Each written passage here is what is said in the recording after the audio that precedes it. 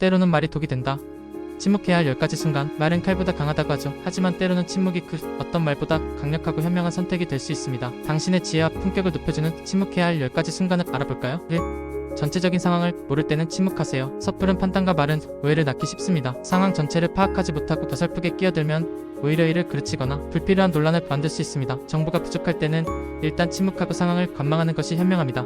감정을 조절하기 어려울 때는 침묵하세요. 감정이 격해진 상태에서는 이성적인 판단이 어렵습니다. 화가 나거나 슬프거나 흥분되어 감정을 조절하기 힘들 때는 차라리 침묵하는 것이 좋습니다. 후회할 말을 내뱉기 전에 잠시 멈추고 자신을 진정시키는 시간을 가지세요. 3. 분노가 극에 달했을 때는 침묵하세요. 분노는 가장 위험한 감정 중 하나입니다. 화가 머리끝까지 차올랐을 때는 어떤 말도 건설적이지 못하고 파괴적으로 변할 수 있습니다. 상대방에게 깊은 상처를 주거나 관계를 영원히 끊어버릴 수 있으니 분노가 극에 달했을 때는 무조건 침묵하고 자리를 피하는 것이 상책입니다. 4. 나의 말이 소중한 관계를 망칠 수 있을 때는 침묵하세요. 때로는 솔직함이 독이 될 수도 있습니다. 당신의 한마디가 소중한 친구나 가족, 연인과의 관계를 돌이킬 수 없게 만들 수 있다고 생각될 때는 침묵을 선택하세요. 진실이라도 상처가 될 수 있는 말은 하지 않는 것이 관계를 지키는 지혜입니다. 주제에 대해 확신이 없거나 지식이 부족할 때는 침묵하세요. 아는 척하거나 전문가인 양 말하다가는 오히려 당신의 신뢰도가 떨어질 수 있습니다. 특정 주제에 대해 확신이 없거나 지식이 부족할 때는 겸손하게 침묵하고 경청하는 태도를 보이는 것이 좋습니다. 모르는 것을 인정하는 것도 용기입니다. 6.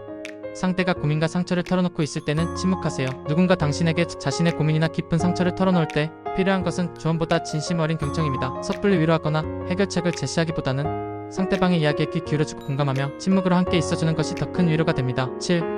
소리를 지르지 않고 말할 수 없을 때는 침묵하세요. 논쟁이나 대화 중 목소리가 커지고 감정이 격해져 소리를 지르지 않고는 말할 수 없을 것 같을 때는 침묵하세요. 목소리가 커진다는 것은 이미 대화의 본질을 잃었다는 신호입니다. 잠시 침묵하고 진정된 후에 다시 이야기하는 것이 바람직합니다. 8. 침묵의 관계를 지킬 수 있을 때는 침묵하세요. 때로는 말 한마디가 불씨가 되어 관계의 균열을 일으킬 수 있습니다. 당신의 침묵이 오히려 갈등을 줄이고 관계를 지킬 수 있다고 판단될 때는 말을 아끼는 것이 현명합니다. 불필요한 논쟁을 피하고 평화를 유지하는 방법이 될 수 있습니다. 9. 단지 과시하거나 인정받기 위한 것이라면 침묵하세요. 자신을 뽐내거나 타인의 인정을 받기 위해 하는 말은 공허하게 들릴 수 있습니다. 오직 과시하거나 주목받기 위한 목적이라면 차라리 침묵하는 것이 당신의 품위를 지킬 수 있습니다. 진정한 가치는 스스로 빛나기 마련입니다. 10.